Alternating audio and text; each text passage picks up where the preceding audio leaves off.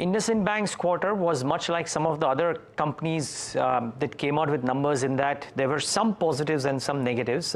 Not as many negatives, to be very honest, because while margins came off a little bit because of growth moderation, which is intended, the management is comfortable on margins. They remain comfortable. There's good growth anticipated in FY25, with rural and agri expected to improve. But there's so much more to talk about. To Mr. Sumant Kathpalia, he's MD and CEO of IndusInd Bank, joins us right now to talk about all of this. Mr. Kathpalia, good having you. Thanks for taking the time out.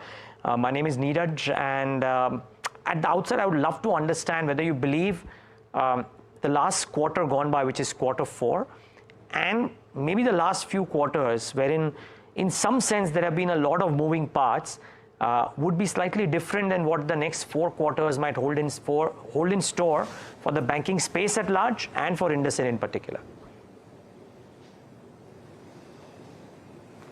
So thank you, Neeraj, and thank you for inviting me to the show.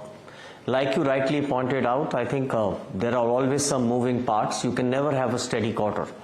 I continue to believe that we've been very steady on our net interest margin, which is a reflection of how your business is moving. And I think our net interest margins have been range bound between 4.25 to 4.3. And if you look at last 6 quarters, that's where we've been. I think our ROAs has also been very range bound, which is 1.9 to 1.93, and that's a reflection of all our return on assets have been.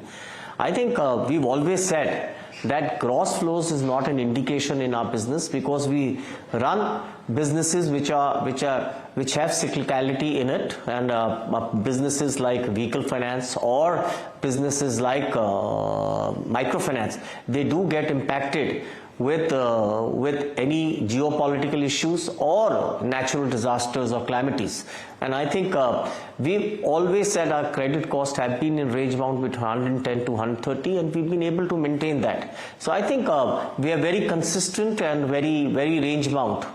I continue to believe with the country growing at 7% GDP or 7.5% GDP, I continue to believe that the growth will continue to come. I think the growth will come in the retail and also in the MSME and the SME segment big time. We have to wait and watch when the private capex cycle moves up, and I think that's something which we are all waiting. But there is enough demand in the market to have a growth of 14 to 16%, a system growth of 14 to 16% at any point of time.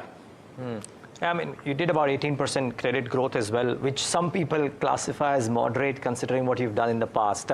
Would love to understand what facets would you believe lead to this growth? Because, I mean, if I look at Q4 alone, I think vehicle finance, maybe mortgages as well, as buckets did reasonably well. But I heard you say in the opening statement that some of the spaces, particularly vehicle finance and maybe MFI, might have impacts if there is global volatility. It seems that we might maybe have that even if the Indian domestic growth looks stable. What would you classify as the strong suits to your mind for the next 12 months? So I continue to believe that our growth, we've given a guidance of growth of 18 to 22%, and we've always remained in that range on our businesses. Our retail businesses, which are vehicle finance, JLG, continue to grow. Microfinance continue to grow at upwards of 18 to 25% depending on which business you talk about. The reason why we are so confident about the growth is because we've diversified these portfolios. So vehicle finance is now not a commercial vehicle business. It also has personal mobility. And a large part of the book has come from personal mobility when the vehicle finance or the commercial vehicle slowed down. So we have a diversified portfolio in commercial vehicle, 8 categories of vehicle financing, which we do. And I think that's the reason why we've been able to sustain that growth. In microfinance also, which is the rural, I believe the rural sector will continue to do well with the good monsoons projected this year. If that happens, and it's true, I think we also diversified the business into merchant acquiring business, which is now 13% of the microfinance book. And I think the JLG business continues to grow at 20-22%, while the merchant acquiring business grows at 30-35%, giving an overall growth of 25 to 28%. So very comfortable with these businesses. The credit costs have been range bound, and our yields have been range bound in these businesses. your headline asset quality certainly stabilized. There was some point that you were making about MFI portfolio. There was some stress, if I'm not wrong, in Q4 in the MFI side, particularly in the northern region, which is probably similar to most of your peers as well. But I'm just trying to understand, is that a 1 quarter or a 2 quarter phenomenon? Is it predictable that it will improve over the course of the next 12 months? Because you're sounding sanguine about the MFI side of the business. See, MFI is a business which is cyclical in nature. It will continue to have these type of disruptions which will happen. As long as you keep a contingent buffer, which is 2% of the JLG book in the microfinance, you're comfortable. So you must continue to keep the contingent buffer to manage the counter-cyclical issues which may arise after the microfinance. We also follow a very textbook approach in the microfinance in the JLG business. We have absolute concentration risks which we've defined by district and by state as to what we will take as exposures. We have been able to define these exposures very well and contain our book within those exposures. So for example, we saw the writing on the wall in a particular state in northern India a long time back, 6 months ago, and we started reducing our exposures very strongly in that business. So if you look at the exposure which we have in one of the states which has got impacted was about 300 crores. So we were able to manage that exposure, and we had taken enough provisions, counter-cyclical provisions in our book to take care of any eventuality.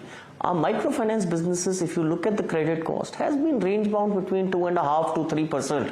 And that's what we've been given guidance, that microfinance as a business, the JLG part of the business, will continue to run at 2.5% to 3% credit cost.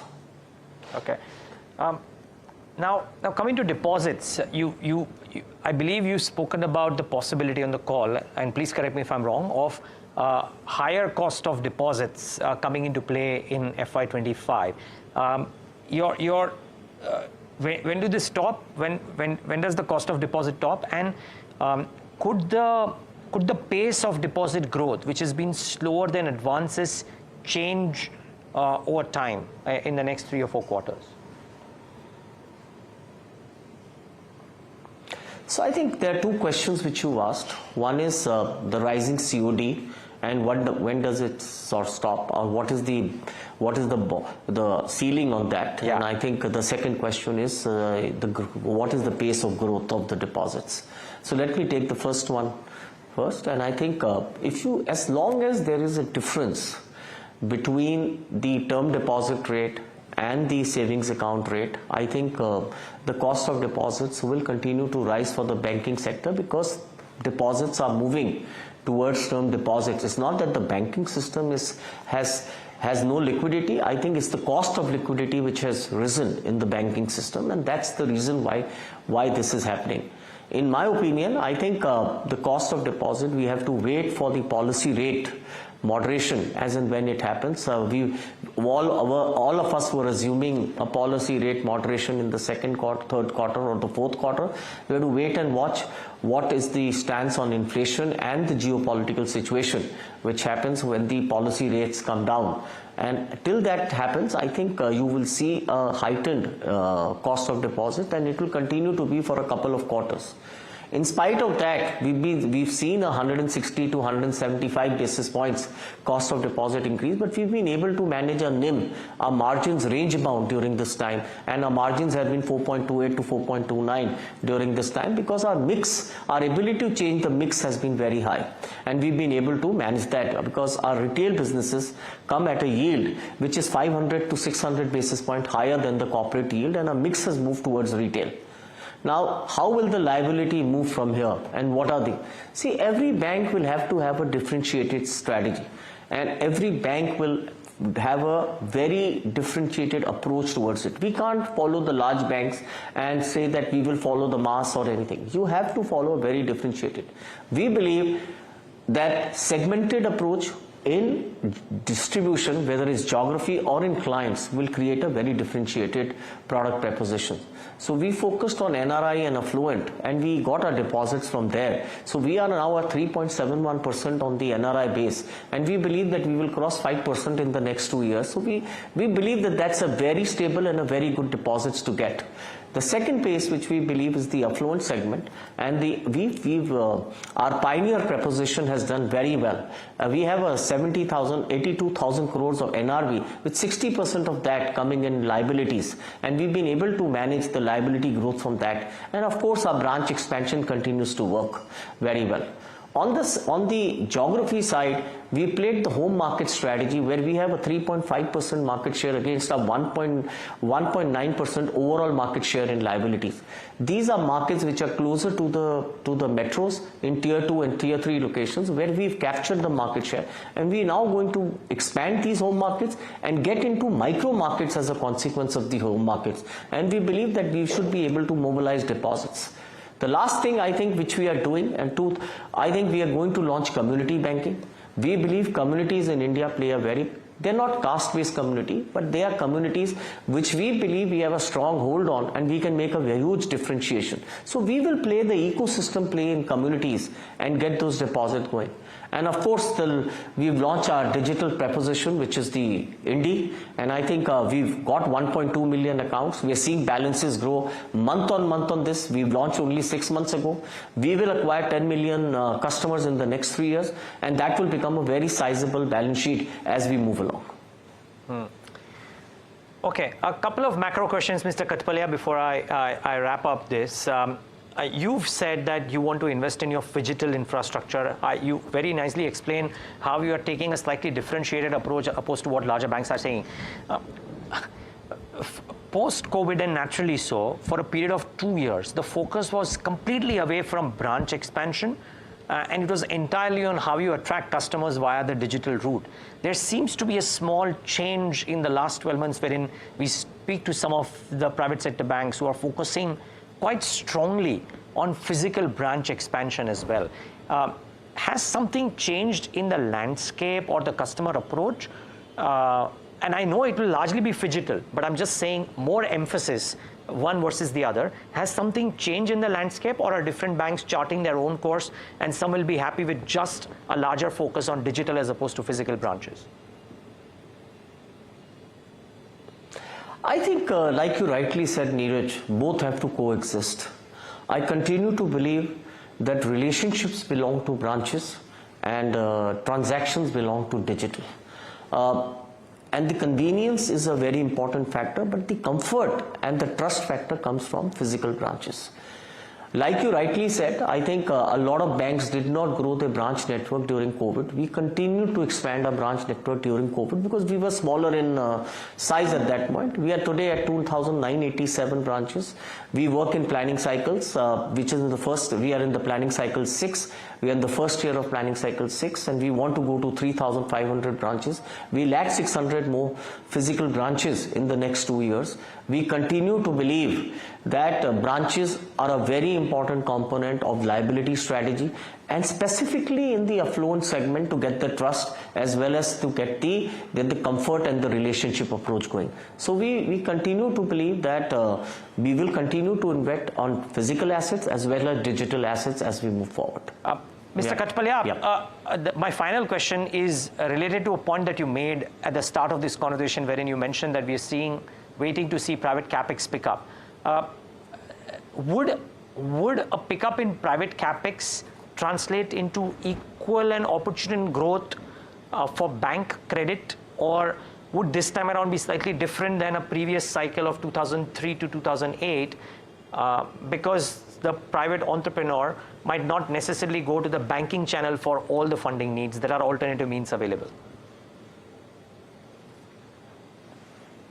See, it will always happen like that. There will be alternative needs, capital options which will be available to the private entrepreneur or the private sector. But I continuously believe that the projects may be converted into alternate need, but the working capital will still continue to come from the banking channels in a big way. And I think some parts of private capex will also come towards the banking channel. So always it's a healthy sign to have different forms of capital raising, as well as to fund your projects, as well as fund your working capital needs. So I think while 100% was coming initially, it will move to about 45 to 50%, but still the credit growth will see a growth in the because of the private capex, and it's good for the country to have a private capex coming into play.